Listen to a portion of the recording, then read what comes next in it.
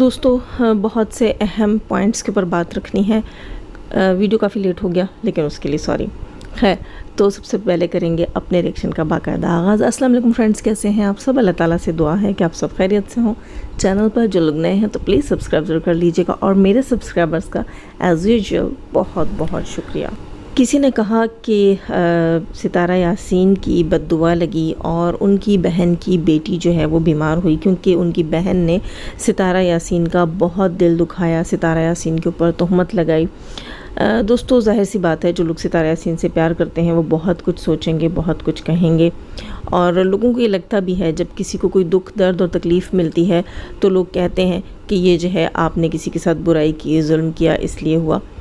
تو یہاں میں جو چیز مجھے بہتر لگے گی، میں اپنا پرسنل جو ہے وہ یہاں پر پوائنٹ آف ویو رکھوں گی کہ ایک چھوٹی بچی، اس کو ایسی چیزوں کے ساتھ ریلیٹ کرنے کا میرا دل بالکل بھی میرا دل نہیں مانے گا، اور یقیناً آپ لوگوں کا دل بھی نہیں مانے گا، اور ستارہ یاسین کا خود بھی دل نہیں مانتا. آپ سب کو یاد ہوگا کہ ایک بار وہ مریم فہد کی لائیو میں آئی تھیں اور وہاں سب نے بات کی تھی، کافی لوگوں نے بات کی تھی کہ آپ کے لیے جو ہے وہ نہ صرف آپ کی بہن نے بلکہ اس کی بیٹی نے، جو کہ پہلے ستارہ کے پاس تھی اور واپس گئی تھی، تو سب نے کہا کہ اس کی بیٹی نے اپنی ماں کو آپ کے خلاف ورغلایا ہے.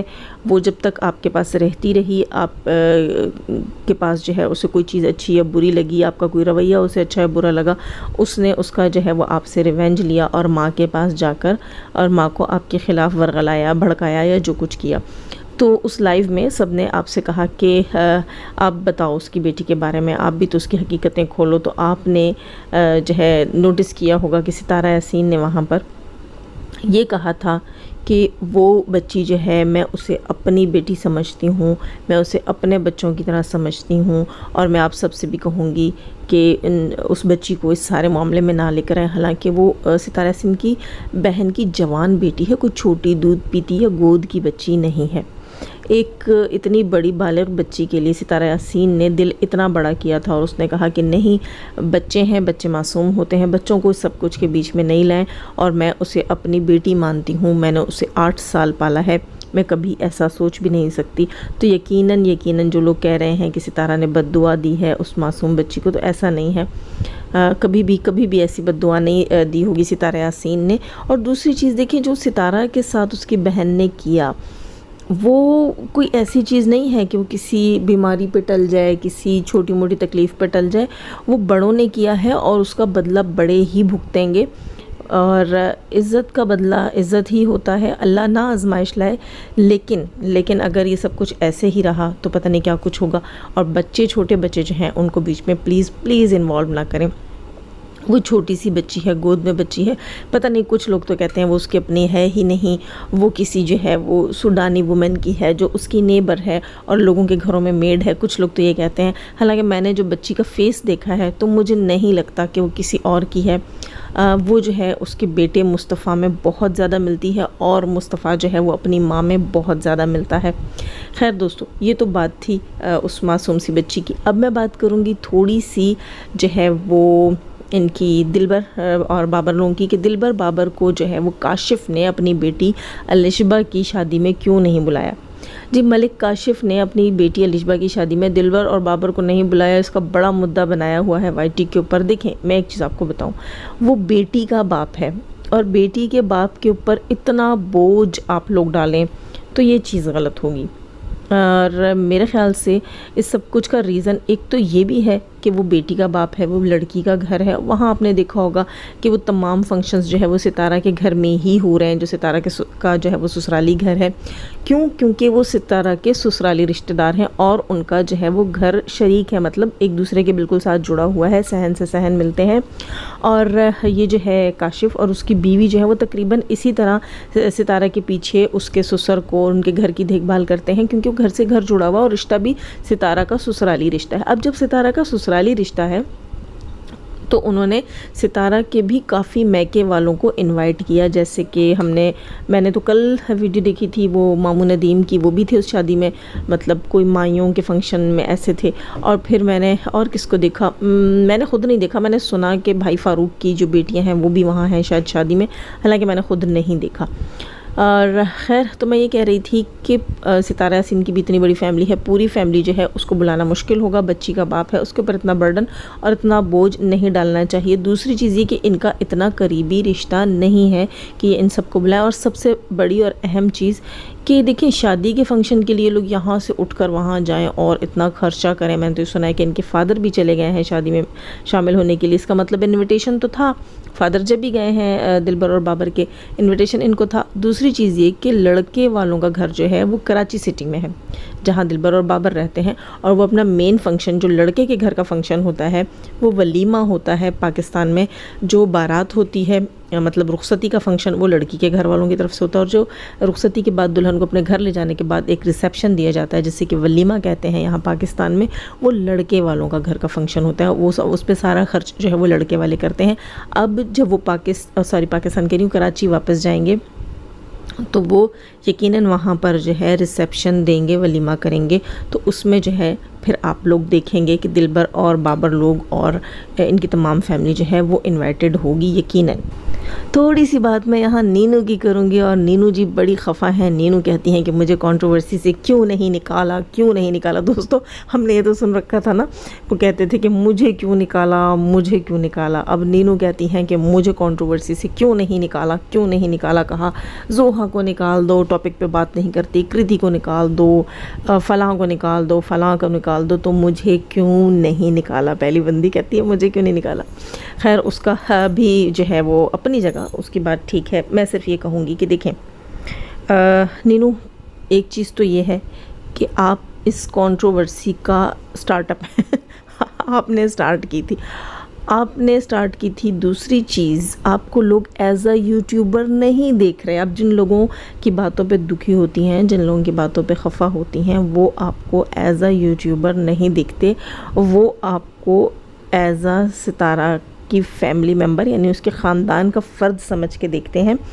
تو ان کی باتوں کا اگر آپ اثر لیں گی تو یہ تو ہوگا، کیونکہ آپ نے اپنے چینل کے حساب سے چلنا ہے یا آپ نے ستارہ کی آڈینس کے حساب سے چلنا ہے، یہ آپ کو ڈیسائیڈ کرنا ہے۔ ستارہ کی آڈینس آپ کو ہمیشہ ستارہ کی فیملی سے ہی سمجھتی ہے، اور اس کنٹروورسی کو سٹارٹ کرنے والا آپ کو ہی سمجھتی ہے۔ تو کوئی کیسے کہہ سکتا ہے کہ آپ اس کنٹروورسی سے نکل گئیں؟ آپ کو یاد ہوگا کہ آپ کی وہ والی خالہ، جی بالکل وہ والی جو بہت زیادہ سگی ہوئی ہیں آج کل، ان کو لوگوں نے ابھی تک اس کنٹروورسی سے نہیں نکالا، تو آپ کو کیسے چھٹی مل سکتی ہے؟ نہیں، ابھی چھٹی نہیں، ٹھیک ہے، تھوڑا حوصلہ رکھو۔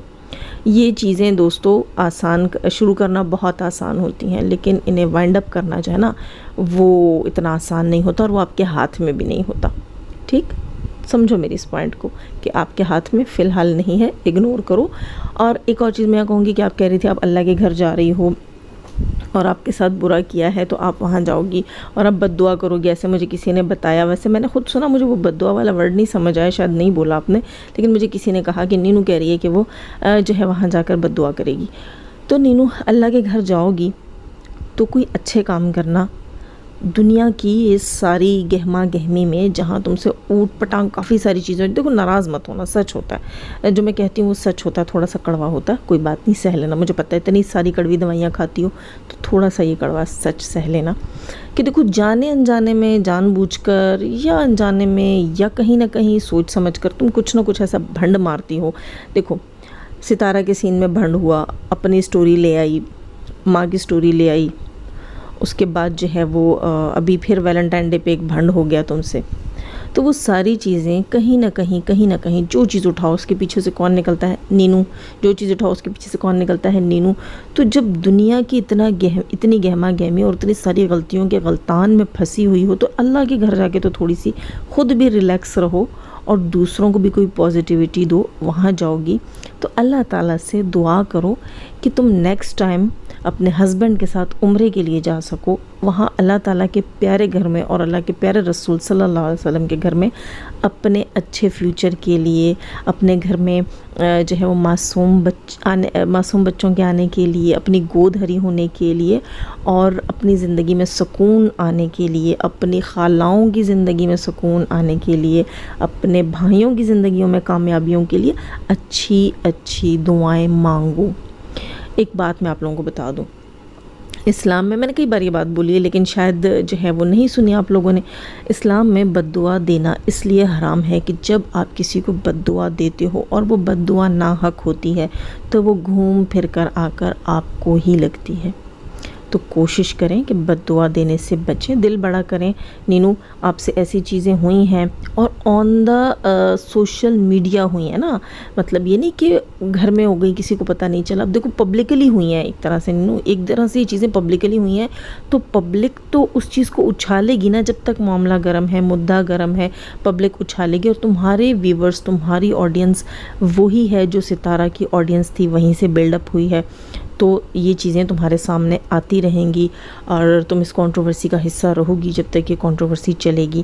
تو اگنور موڈ پر رکھنا سیکھو تم لوگ، یا تو کنٹروورسی سٹارٹ ہی نہ کیا کرو، یا کر لی ہے نا تو اس کو اگنور موڈ پر رکھنا سیکھو. اب اللہ کرے کہ میری باتیں آپ کو سمجھ آ جائیں، ہے نا نینو. اچھا ایک چیز میں مجھے بڑی ہنسی آئی آپ کے آج کے ولاگ میں کہ آپ جسے کہ ہم سب دوستوں پوہڑ کہتے ہیں، ہم کہتے ہیں نینو کو کوئی کام نہیں آتا. آج جو ہے وہ کباب فرائی کری تھی، بنے بنائے کباب فرائی کرتے ہوئے بھی اپنا منہ جلا دیا، منہ پہ چھینٹ مار دی اور امی کو یاد کر کے روتی رہی.